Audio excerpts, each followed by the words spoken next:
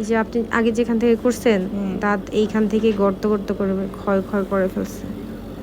আমার কিন্তু দাঁত আগে আগে কোথায় করছিলেন, নাম কি ওটার? এটা হচ্ছে ওটার ধানমন্ডিতে। এই যে আমার ভিডিওতে কিন্তু এখন উঠতেছে। হ্যাঁ, দাঁতটাকে উনি আগে এক জায়গা থেকে ফিলিং করছিল, 3 দিন ছিল না ফিলিংটা? কত টাকা নিচ্ছিল? 4,500 টাকা। হ্যাঁ, আর হচ্ছে আমাদের এখানে কিন্তু দেখবেন যে আমাদের কিন্তু কোনো পেশেন্টের এরকম কোনো রিভিউ দেয় না। দিছে আপু যে 3 দিন পর খুলে গেছে?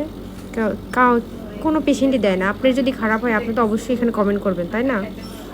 সো হচ্ছে এখন আমরা এই দাঁতটাকে ঠিক করে দেবো, এক জায়গা থেকে করছে, এই যে দেখা যাচ্ছে। হ্যালো ভিউয়ার্স, দেখেন যে আপুর কাজটা কমপ্লিট হয়ে গেল। এটা কিন্তু রূপাবাড়ি ডেন্টাল কেয়ার থেকেই করলো।